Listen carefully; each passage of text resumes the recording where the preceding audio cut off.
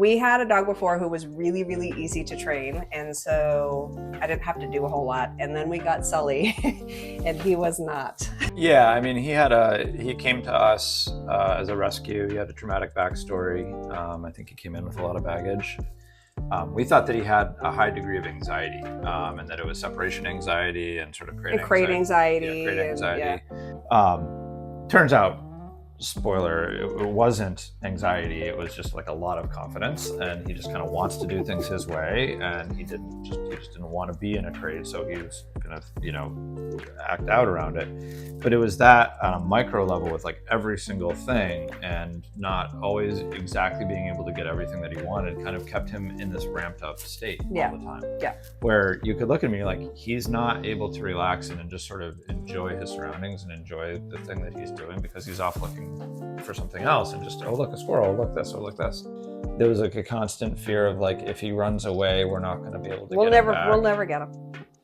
So like that sort of, there was, because we didn't have that connection to be able to, he wouldn't respond to recall, like it was just like, he's going to go do his thing because he's headstrong. He's just going to go do what he wants to do. That could be running into traffic. Oh, we tried several things. A like puppy class where we dropped him off for the afternoon. We had two different personal one-on-one trainings come in. 3 things before we found you guys. And they were, like, I would say not successful. I think none of those efforts were comprehensive enough. Yeah. And I feel like we were getting little bits of information here and there and trying to draw those lines ourselves. It was a big leap. I mean, neither of us had ever done sort of a board and train. And we live outside of Boston, Massachusetts. Like, I mean, there were like small breakthroughs, and like the whole process was kind of a breakthrough. But the one that really hit home for me was when we met for like a town walk in Northfield, and just how good he was, and just like how, like it was incredible. It like was night and day. It was just like, that can't be my dog. That's not. I mean, and it was just like that was exactly the behaviors that we were hoping to get, and he was just so calm and so like in companion mode and just relaxed, and that still is. And that's what we wanted. We have jobs that aren't dog training, therefore we can't do exactly what you do.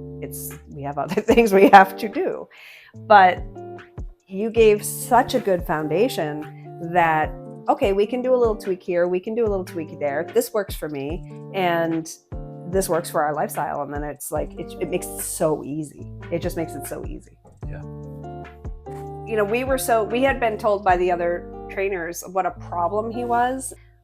I didn't feel like anybody else saw Sully for the kind of dog he was, his real personality. And I really felt like you guys saw him. Like, you really got him.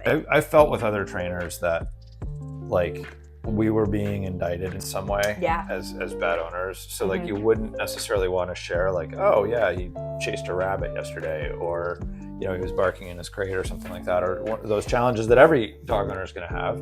But I think the openness and sort of the collaborative environment that you guys created is just a high degree of psychological safety for the owners in the program. Yeah, I mean, that's that in I'm getting weepy. That is definitely a special skill that you have.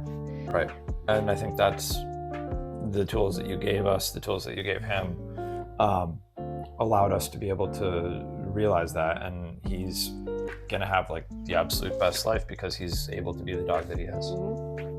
I think like one of the other bigger unlocks is like we're able to do those things that I talked about earlier, like getting out in the woods with him and having him off leash in the woods with us on a trail run, and he's not taking off on us. That's just such a huge part of our lives and something we wanted to share with him. Now he's able to do that and really enjoy it without it just being like a scolding fest all the time. Yeah.